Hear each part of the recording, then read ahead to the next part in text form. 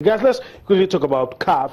As we go on the show, we expect to be joined by someone who knows a lot about African football to give us his views, his thoughts on the elections tomorrow, especially in the elections into the Wafu B, that seat, and of course the CAF presidency. That's where the interest in Nigeria lies. So the talk on the streets, everywhere, public space, those two key areas, those two key battles that I just talked about is what everybody wants to listen to. And if you're somebody that knows anything about those key battles, a lot of people want to listen to you and keep the interest alive. But guys, it's not going to be 53 anymore. It's going to be 54. But we don't know. You know, it's a lot of countries have made public declaration, but on election day, a lot can change. But let's stick to those two key battles because that's what. Let me come to Joseph Atawe. I don't know. What do you think will happen? Well, I think you're not going to vote anyway, but it is really difficult. I mean, because yes, so many sport pundits, have teams that mad, to cause an upset. But I think it's going to be a landslide victory for Issa Yato because 54 countries will go to the polls. Now, look at the amount of countries backing the current president at this point. I mean, there's a wide margin. So for me, I think Ahmad will give his best, but I think Issa Yato will still surpass. Mukuzi, I don't know. Landslide for Hayatou, really.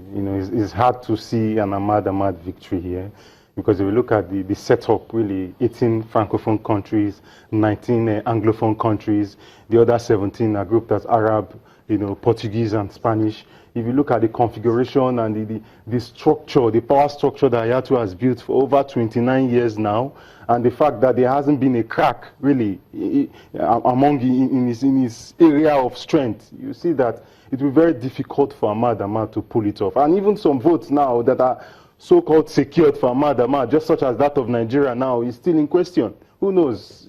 I wouldn't be surprised if Pinnick decides to, vote as the federal government has directed now as it is. Unfortunately, so really, it's all looking. There won't be any cameras. So the issue is that the minister said something. He said the votes will be monitored to ensure that it is delivered. You understand? So those are issues outside of our own. So what I'm saying is scope that here. But I don't know. I think I'll be surprised if it turns out to be a landslide. I would be surprised, but. I don't put it past it happening, but I won't be surprised. Plus or minus, I see Hayatou really being able to survive this and come out as the president-elect. I really think that way. And that's where Joseph stands as well? Well, as I said, it's going to be difficult for Ahmad. The countries voting for him, not as much as those, voting for Hayatou at this point in time. But let's take a mind back to what happened at the FIFA elections, where we had Seblata before he was suspended, before the old scandal, came up. We had some members who challenged him.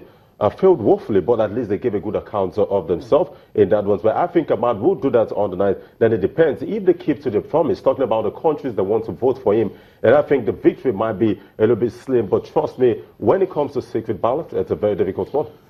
Guys, let's talk about this. Why do you think it took this long before a serious challenge came for Hayatou? And let's not forget, there are times he has run unopposed. There are times people came up against him and they were disgraced.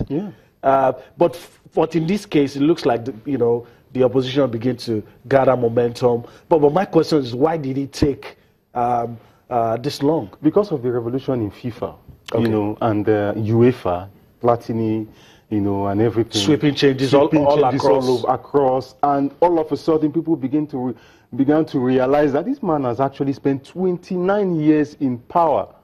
And that is massive. And whatever plan he had in mind, on that 29 years, he should have at least been true with it. Some school of thought. Some school of thought, yeah, definitely. So that the sense of, just awakened the sense of outrage among people that even if why not just get a stooge or even a prodigy? Does it mean you want to stay there forever? And the way things are, the trappings, the body language and the way the laws have been amended is suggesting that these are just the trappings of a sit-tight. And generally people just realize that you can't continue to run CAF as if it's your personal business. It's high time someone from outside came in and, rule as well. Well, a valid point from Mukuzi, but yes, you want to see maybe the revolution going on with CAF and also not CAF right now, FIFA and also FIFA in that one. But then the question will be, as African countries, have they been favored under his win? Don't forget, in Africa, we hosted the World Cup. I mean, it played a big part in that. So we've hosted, major tournaments. We've hosted youth championships. But the election is not so much about his achievement. It's about the future of African football. Yeah, we know that he has have to put that on. Yeah. Why did it take this long? Yes. So I mean, so with what he has done, what he has contributed to some African countries, that's why a lot of people kept quiet. I mean, that was why they kept quiet. But I mean, with Infantino coming to power right now, people now believe. I mean, we can have a better idea or better approach, in our tournaments. Okay. Well, we're not here to judge. We have no role to play. Just to give you information and let you know what is happening. And that election is going to take place in Addis Ababa tomorrow. And we'll see what happens in all that. But like I said, back here, a lot of people are interested in what happens with the elections for the president, and that will be where we have our own Amaju Pinnick contesting against Musharraf Anjorin from the Republic. All right. You guys have said what could likely happen, but before we go on a break, just try and tell me what you think cannot happen. You guys have surprised me.